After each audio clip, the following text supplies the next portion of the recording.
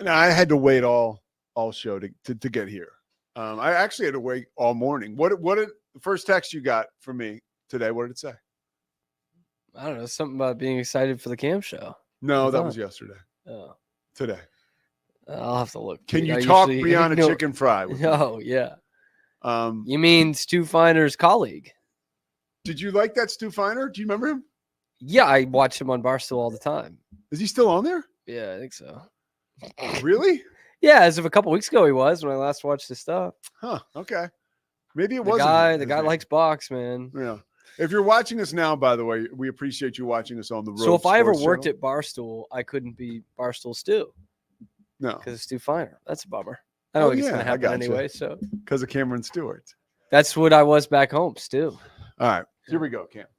Brianna Chickenfry. Yeah. Now she wasn't married to Zach Bryan. I'll give the context of the story, and then I want you to give me some background on the young woman. So she's 25 years of age, correct? That sounds right. Yeah. Yeah. Barstool Sports star. Mm-hmm. Has her own brand, her Mega show, star. BFF. Yeah. How much money do you think she makes?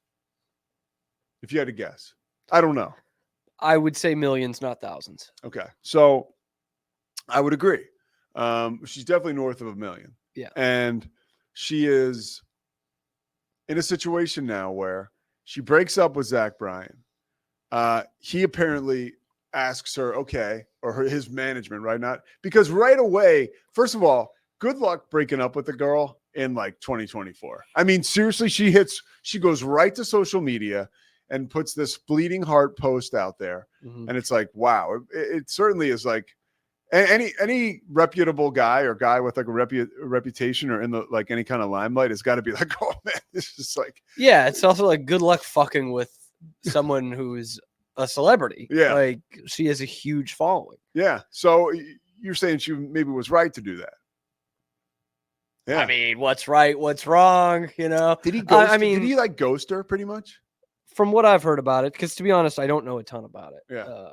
But it sounded like he had gone on tour. She had gone on tour with him. And then she went to do her own tour. And in like the meantime, he was like, hey, I just need to like stay at home for a while, just like kind of mellow out. And then he just like started doing shows and wasn't answering her. So yeah, I guess there was some ghosting there. Well, look, breakups, relationships, tough stuff, right? So we're not going to wade into those waters, but we are going to talk about. We've been there, Pete. $12 million she was offered by his management. Yeah. $12 million to sign an NDA. And apparently, as the reports came out today, like a beautiful high-rise like apartment in New York City. I guess that's where she lives probably.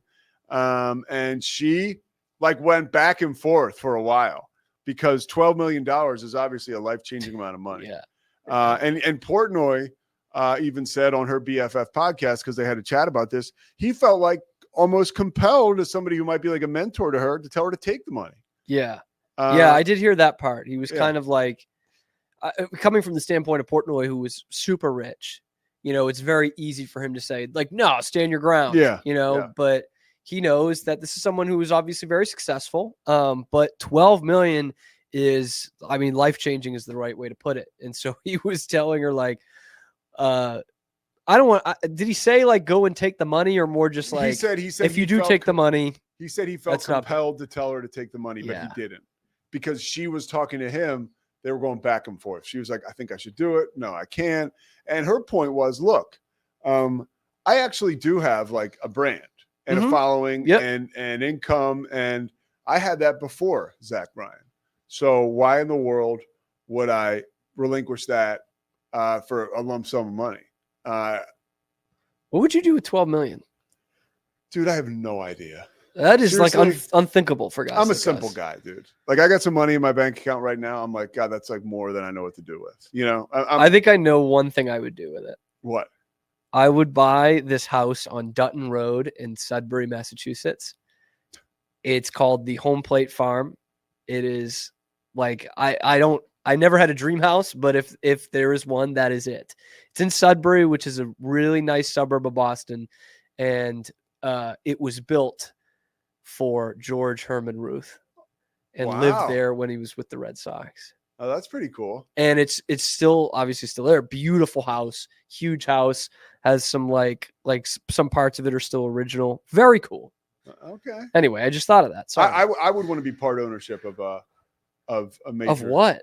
like 12 an million? NFL team, or an NBA team. I would be like, I don't think you can afford that. no, with 12 million. I know, but that's my thing. That's why 12 million.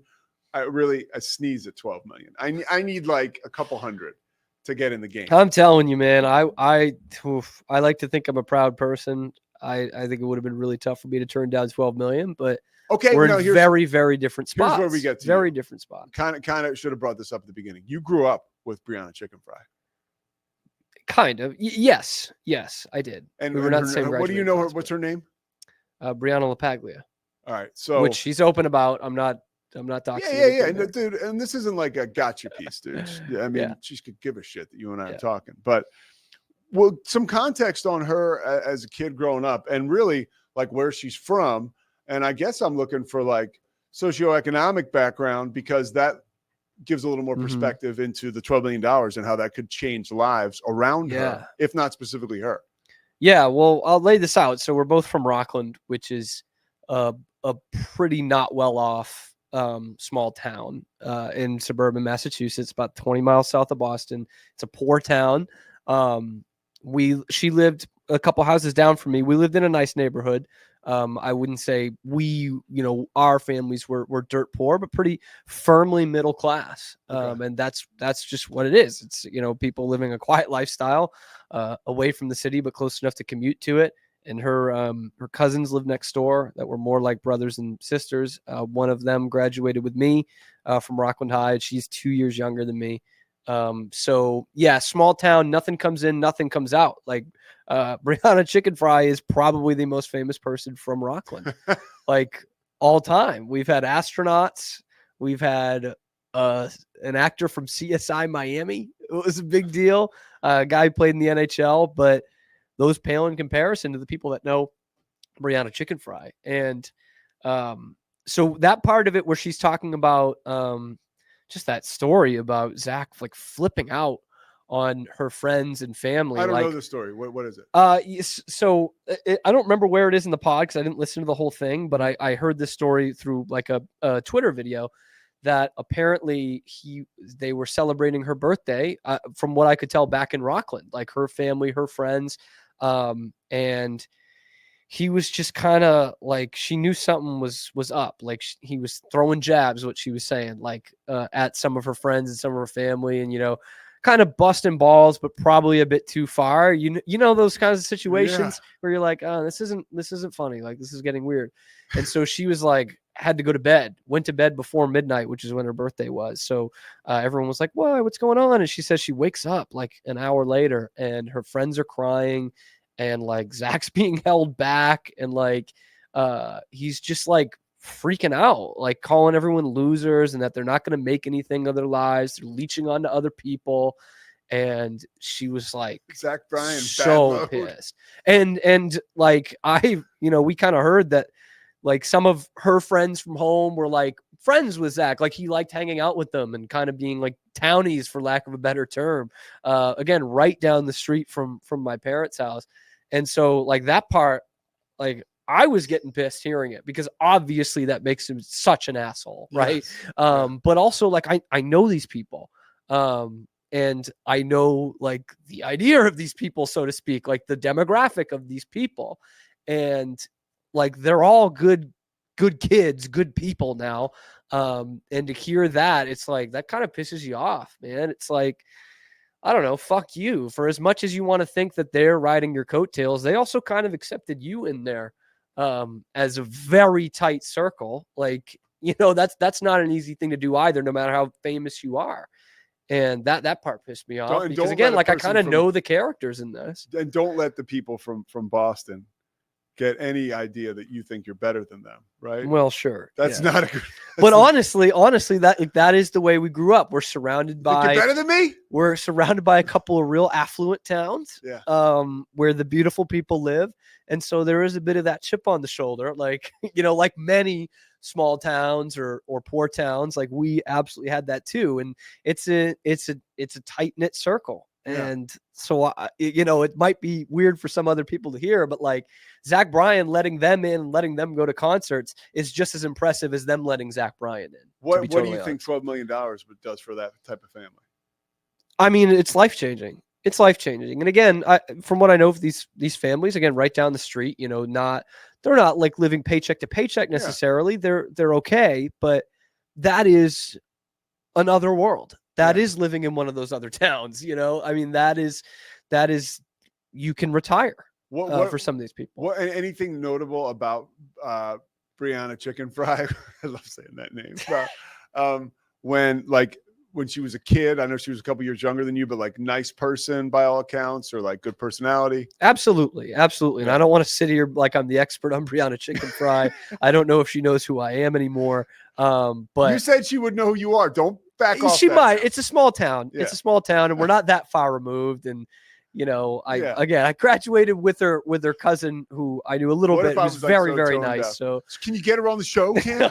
No. I always I just didn't want to be like, oh, here's this guy coming in like he's the chicken fry expert. Cam, if it gets to that point, that'll be a good problem to have. And that'd be great. But like she was great, nice kid. Again, kind of tight circle of friends.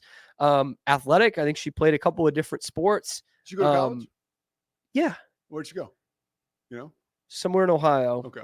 I'd have to, I don't know. Okay. And actually she did a really nice thing when we were in high school.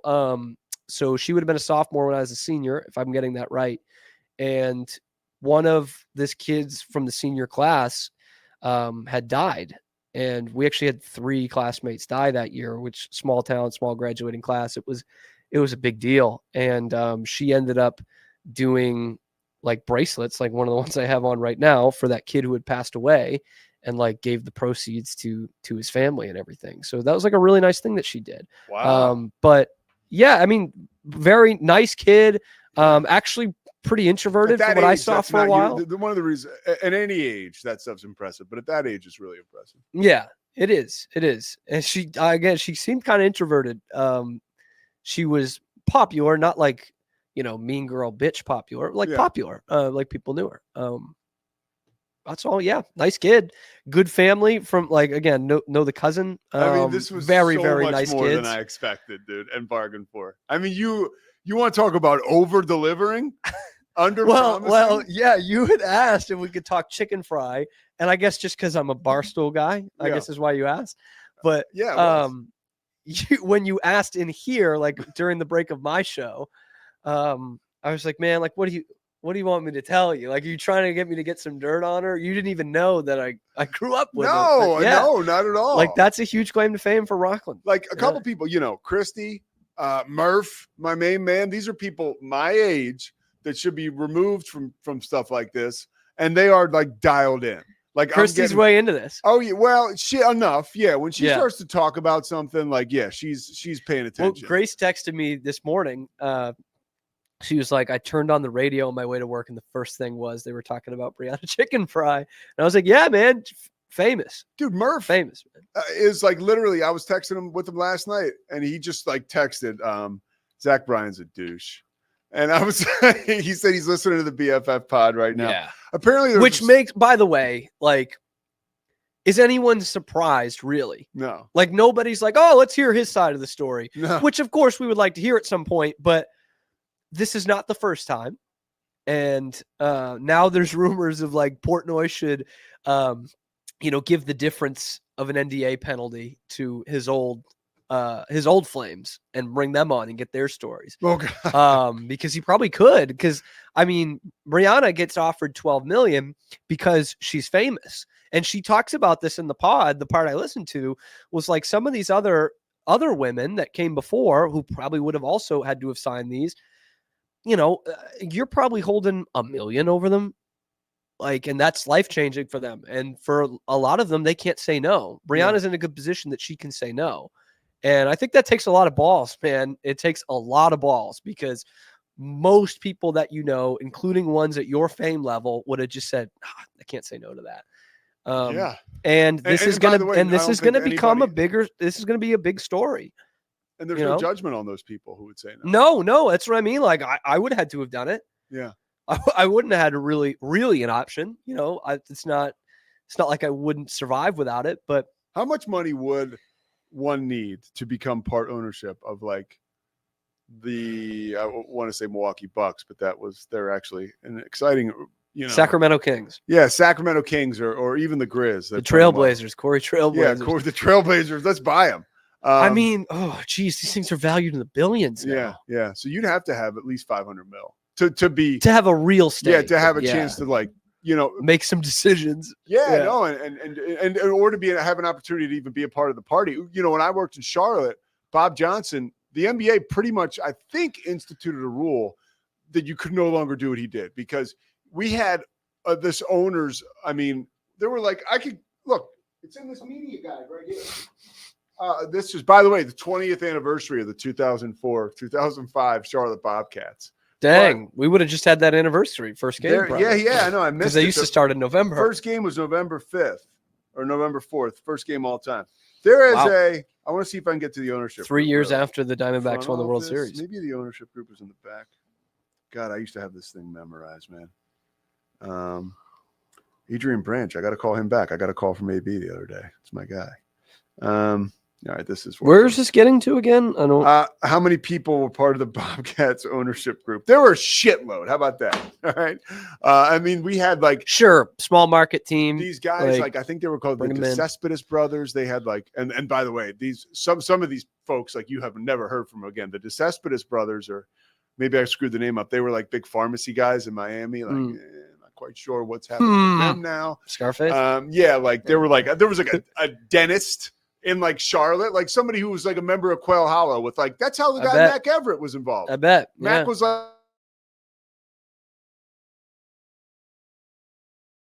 we're good on this whole parties buying a team. Dude, apparently, I talk about Kirk a lot, speaking of Barstool. Minahan. Yeah.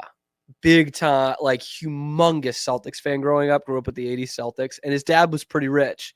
And apparently when the Celtics sold in 83 or 83. His dad was talking with some business partners, maybe we could put something together. And I think, imagine being 10 years old, you're a big time Celtics fan, and that happens. Dude. Your dad is 1/10 of an owner or whatever. That's unbelievable. And that was the window for regular people to make that happen. Yeah, I mean, it's you gone. could own a car dealership and buy an NFL football team in 1974. Yeah, that's just not happening anymore. Brianna Chickenfry could buy a women's soccer league team or something. Oh, well then with that money, but she's not getting that money. It's corny because again, we don't really know each other, but I was proud. That takes a lot of balls, man. It takes a lot of balls. And growing up where we grew up, we didn't grow up in the projects. I know, Cam. I think you're overdoing this just a little bit. That's a really tough thing to do, and she's doing it so that these stories can come out, and they deserve to come out. Cam really grew up in a rough part of town. You would see if I showed you a picture of my house, you'd be like, "Shut the fuck up." But the town is. Cam, do we oversell the town a little bit? It is not it's not covered in glitter, man. It's really not. We lived in probably the nicest neighborhood in the town. So that's why I don't this bitch by the way about leads it too much, into a but whole nother conversation nice about people from the Boston metropolitan area and surrounding parts. It was so tough for everybody. Dude, I just said it was a poor town. We had it fine, but it's a poor town. Was that the Goodwill Hunting effect, do you think? Maybe. Well, because I say maybe because South Boston actually did used to be really bad deal. Now it's pretty yuppie. It's a lot of young people. Yeah. In fact, I think that's where Brianna's originally from. Roxbury was tough. Roxbury, very tough. You don't. I ended up in Roxbury. Lights, this is an offline conversation. Cam Stewart, my man. Check him out next. By the way, Cam's got a big weekend. He's got the Mosley show. Do you not do Mosley when you have football, right? I do it for like the first hour. All right. So the Mosley show this afternoon, the number 1 rated show in all of Central Texas. Ever. And we got Cam tonight on the Rogue Media Network doing China Spring football. They are playing to keep their season alive. Who do they play? Robinson. On the road. Yeah, that's a close trip, right? Yeah. Yeah. And then you got Cam, no pregame show this weekend, but you can look for a Locked On Baylor after their game Saturday? Potentially, yeah. Potentially. Because I'm going to be at that game, so I got to come home. It could be like an 11 p.m. post game. Okay. Exciting times in Cam's world. And, of course, we start off every week with Cam here at the Rogue Media Network at 11 a.m. Central Time. Cam, thank you so much. Scotty Swingler and all our sponsors. Gosh, who could forget about Socorro Family Ford? Thank you so much. We will see you on Monday. It's the Pete Sousa Show. Sports, Pete. Nobody tells our stories better than our clients. The difference is stark. I was rear-ended at a stop. I thought I was fine, and then once I got home, I realized it's a lot worse than I thought. I ended up having a ruptured disc. You say you're not hurting, and then an hour later, you're saying you're in all this pain. I just felt like most people would think that I was lying. And that's when I decided to call Daniel Stark. I owe a lot to Daniel Stark. They really got me what I deserved. The difference is stark. We definitely love our relationship and love Extraco. It's been an amazing experience. They made the PPP process easier. They were reaching out to me saying, what can I do to help you? That made a huge difference because my stress level, when we shut down, to afterwards was night and day. Our experience with Extraco has been phenomenal since the very beginning, so we love Extraco.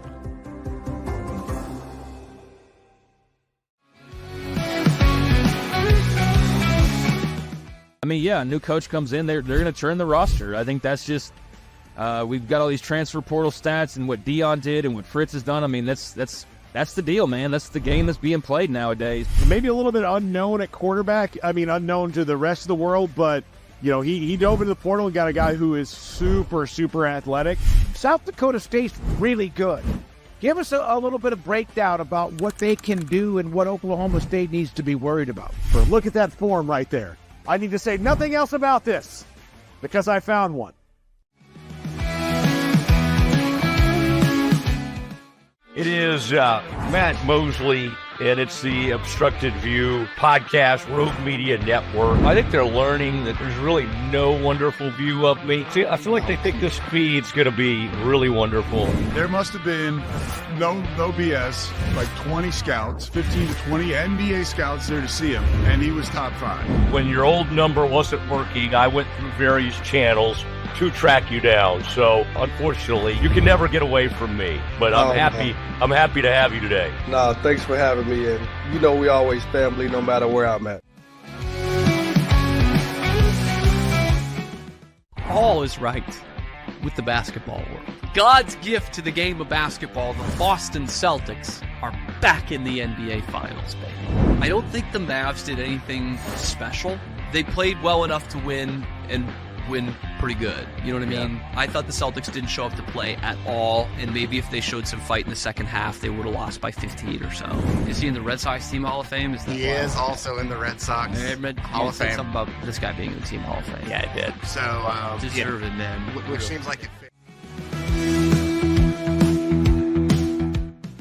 Welcome to a special edition of the Doomsday Podcast. Look at this. We got one of the great golfers in the world, certainly one of the great pass rushers in NFL history. But he also had a vision for you.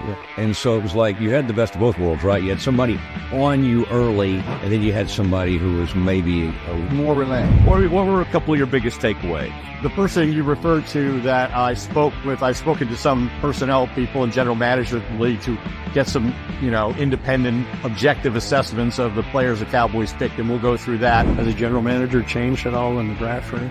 Nope, it's been the same since I was here the last time.